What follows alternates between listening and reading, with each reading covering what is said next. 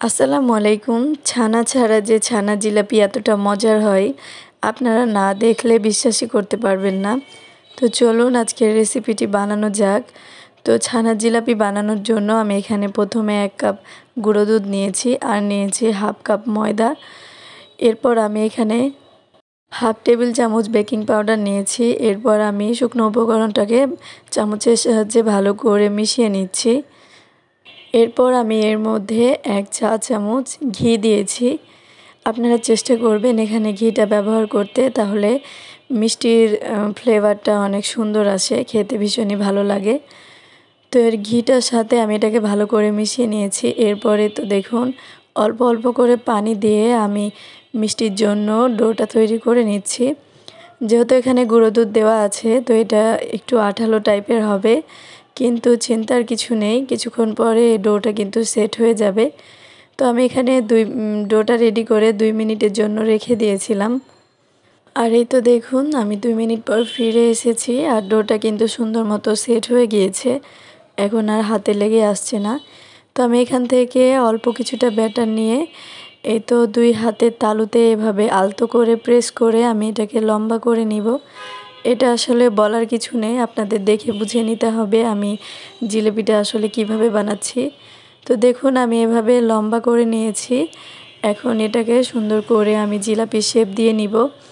তো এই তো দেখুন আমি একটু গোল করে তারপর এটাকে ধরে পেঁচিয়ে এভাবে মধ্যখানের সাথে সেট করে দিচ্ছি।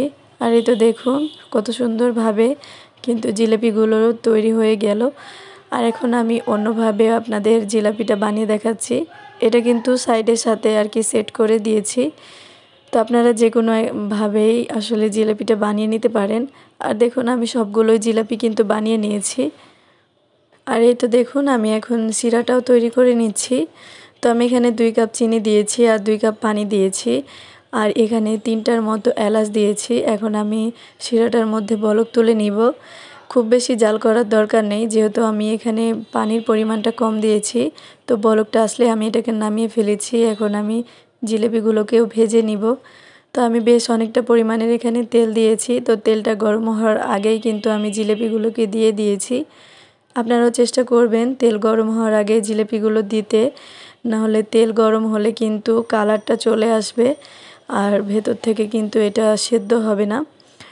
তো যাই হোক, এই যে আমি উল্টে পাল্টে আর কি জিলিপিগুলোকে লাল লাল করে ভেজে নিব।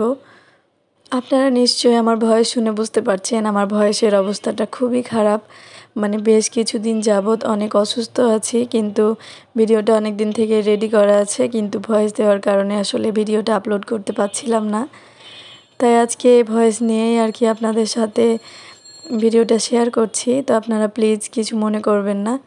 আর এই তো এদিকে দেখুন আমার জিলাপির কালারটা কিন্তু চলে এসেছে, এর চাইতে বেশি কালার করব না। এটা ঠান্ডা হলে কিন্তু শিরা ঢুকলে আবার এটা আর একটু ডিপ কালার হয়ে যাবে। তো আমি জিলাপিগুলোকে তুলে নিয়েছি আর এদিকে ফুটন্ত শিরার মধ্যে আমি সমস্ত জিলাপিগুলোকে দিয়ে দিলাম। এখন আমি এটাকে 5 মিনিট জাল করে নিব। তো এই তো দেখুন আমি শিরার মধ্যে দিয়ে এটাকে আরেকটু উল্টে দিয়েছি। এখন এটা ঢাকনা দিয়ে লো আছে আমি 5 থেকে 7 মিনিট জাল করে নিব। আপনারা একবার হলেও এই জিলিপিটি বাসায় ট্রাই করবেন। আপনি প্রথমবার কাউকে খাওয়ালে বিশ্বাসই করতে পারবে না যে এটা আপনি ছানা ছাড়াই এই জিলাপিটি বানিয়েছেন। খেতে এতটা মজার হয় এবং নরম তুলতুলে হয় আর দেখতেও কিন্তু অনেকটা লোভনীয় হয়। তো এই তো দেখুন আমি জাল করে এটাকে সারা রাত এভাবে রেখে দিয়েছিলাম। আর এই যে দেখুন জিলাপিগুলো রস খেয়ে কিন্তু টইটুম্বুর হয়ে গিয়েছে। আর কালারটাও দেখুন মাশাআল্লাহ একদম দোকানের কেনা জিলাপির মতোই কিন্তু এসেছে। আমি এখানে কোনো ফুড কালার ব্যবহার করিনি, তারপরে দেখুন কালারটা মাশাআল্লাহ অনেকটা সুন্দর এসেছে। আমি আসলে জিলিপিটা কেটে আপনাদের সাথে শেয়ার করতে ভুলে গিয়েছি, পরে আমার আসলে এটা মনে হয়েছে। তো যাই হোক, আজকের ভিডিওটি এ পর্যন্তই।